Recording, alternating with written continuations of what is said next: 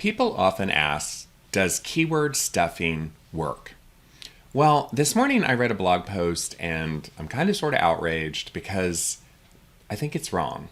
So in this video, I'm going to go over the blog post and I'm going to look at keyword stuffing, and we're going to talk about these false choices, these either or choices that you'll read about in the blogosphere. Let's get started. So what is keyword stuffing? This is one of the problems that you have to face right out of the gate. What do we mean? And the first point I would make is you want to think of it as a continuum and not as an either or choice. So obviously we're going to assume you know your keyword, like printer repair Louisville or copier sales Louisville, Kentucky. You want to know your keyword target, which we'll look at in a second. And then you've got to create your content, but you don't want to think of it as either I keyword stuff or I write for humans, right? It's not like that. It's a continuum. So on one end, you have extreme, horrible content that's keyword, keyword, keyword, keyword, keyword, keyword. And on the other end, you have pages that have no keyword awareness whatsoever, and they're sort of written entirely for humans. So for instance, I have a quote here from a blog post. I recommend that you check it out and read it. It's by Kristen Vaughn, and it's an interesting post. I do not agree with most of the points in the post. I think it's too extreme, but she goes in and talks about keyword stuffing, and you're going to see this over and over and over again. So she says, in the past, marketers could get away with producing a ton of thin content that doesn't have value. Keyword stuffing was so easy. And then she goes in and says, essentially implies that this doesn't work anymore. Well, here's the deal, right? With SEO, with Google, with optimization, you can go and test whether that proposition is actually true in the evidence. And I think this is one of the largest failures of the blogosphere, is that when things are testable, we should test them and not just assume that they're true, especially assume that because Google says such and such that it's true. Here's a revelation. Google lies. They tell you things which are not true. All right, so let's sort of look at this. So the second point is, let's just talk about, what are we talking about? We're talking about knowing a keyword and placing it into your web content. So you want to rank for a keyword, and I have an example of a sort of an atrocious website that's ranking for printer repair, copier sales. I have no relationship to this website, full disclosure. I just discovered them. And I want to show you what they're doing. And it's really an egregious example, and hashtag guess what, it works. So you have to know the target keyword and you have to put them in the content. And all the things I teach in my books and my classes, you have to follow the basic rules of SEO. Now here's the thing. Many websites violate the rules of Google on keyword stuffing, and they do very well. So I have an example here of this website at JR Copier. Again, no relationship to these people.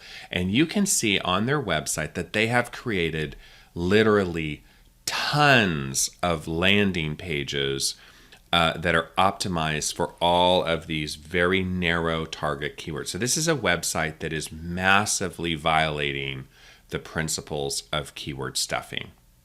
So just check it out. Go look at this website. It's really a marvel of website engineering.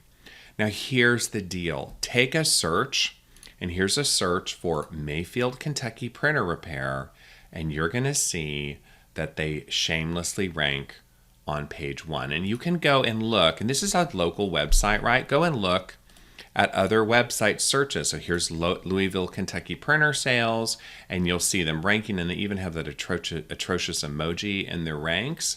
And they're literally crushing it on localized searches by creating doorway pages that have tons of keyword stuffing in them.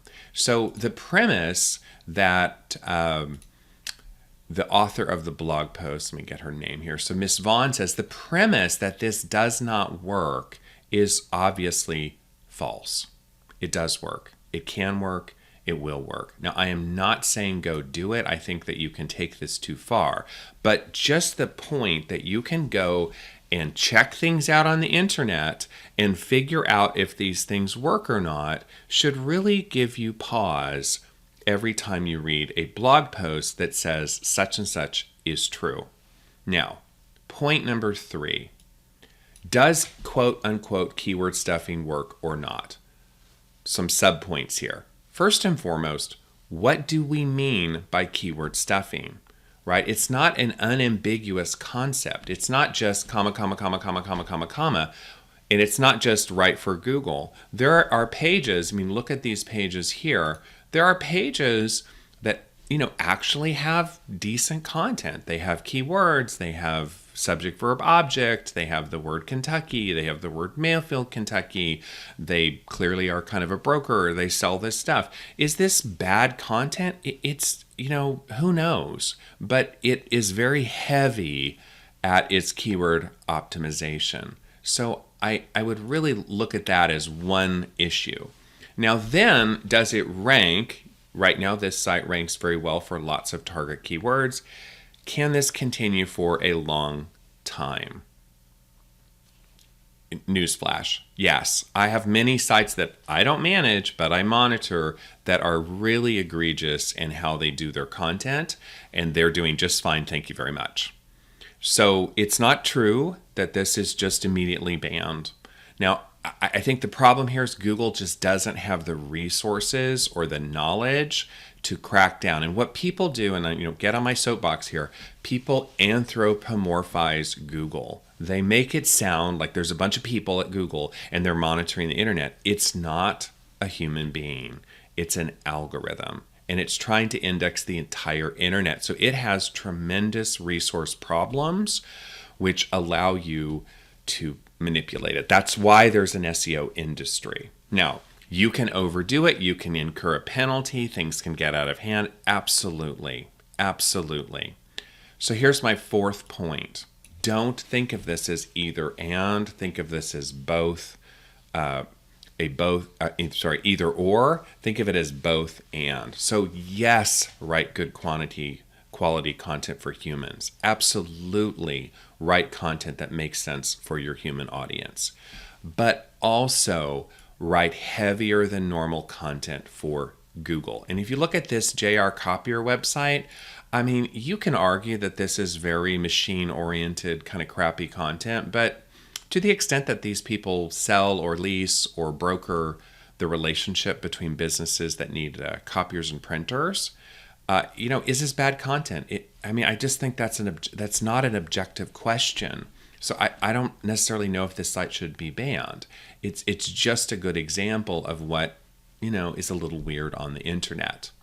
All right, so wrap this up and let's talk about some things, sort of what is the takeaway? So I'm beating up on this blog writer. It's an interesting blog post. I don't agree with a lot of its principles. I think it's poorly researched, but it's not uncommon to read posts like this. And here's the thought process that goes into these types of posts. Google makes some announcements. They watch what Google says. They go and they tell you to do what Google says, right? Here's a newsflash.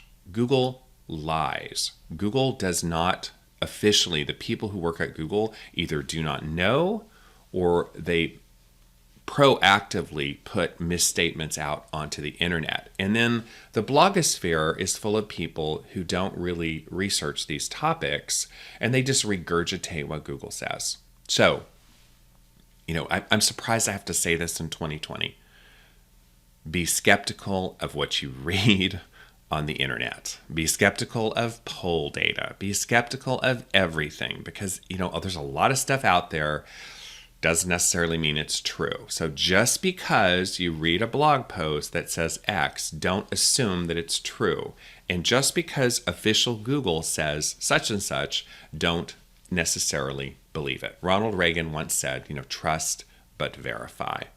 So go and look. Now, even the Google SEO guide, and you can Google this, says, there are different things. So again, in the blog post, she says, don't look at unnatural internal link. Well, what do you mean by unnatural, right? You can't just throw a phrase out there, unnatural, and assume that means something. What do you mean by unnatural? That has to be actualized into the algorithm. So this is another example where I don't think this is actually true in my experience. So you want to really dig into what you read and look at the specifics. Hey, here's a sum up. A little salt is good for the soup. Too much salt ruins it. But you can't make soup without keywords. Oh, I mean, you can't do SEO without keywords. Think about that. No.